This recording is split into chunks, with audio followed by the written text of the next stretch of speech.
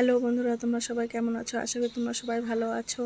তো বাবাধামে জল ঢেলে আমি কোথায় গিয়েছিলাম সব কিছু তোমাদের সাথে শেয়ার করছি। তো দেখতে থাকো, সঙ্গে থাকো।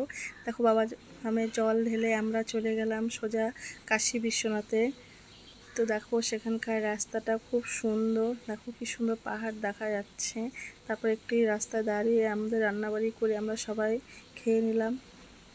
তারপর আবার গাড়ি ছেড়ে দিল। অনেকটা গিয়ে আবার গাড়ি দাঁড় করে সবাই চা জল খেয়ে নিল। তো দেখো, ড্রেস চেঞ্জ করতে হয়েছে, এত গরম, মানে কি বলবো, গরমে থাকতেই পারছিলাম না গাড়ির ভিতরে।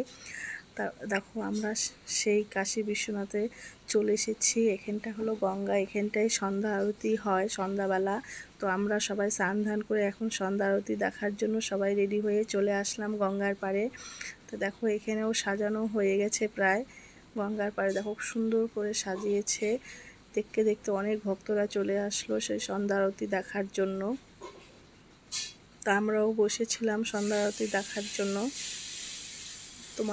তোমাদের সাথে শেয়ার করছি সেই সন্ধ্যা আরতি, দেখতে থাকো। দেখো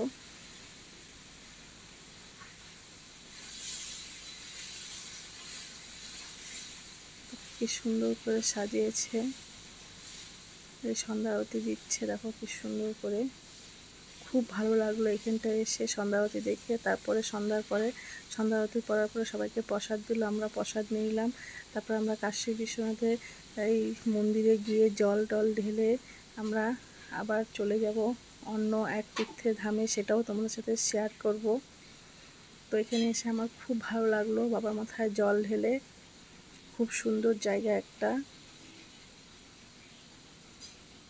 অনেক ভক্তরা চলে এসেছে এখানে, ছোট ছোট বাচ্চাগুলোও আসছে বাবার মাথায় জল ঢালতে। খুব ভালো লাগলো দেখে।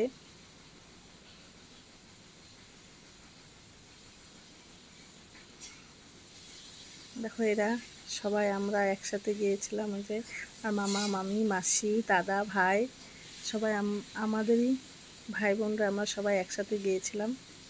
খুব ভালো লাগলো। আর ভিডিওটা তোমাদের যদি ভালো লেগে থাকে লাইক কমেন্ট শেয়ার করো।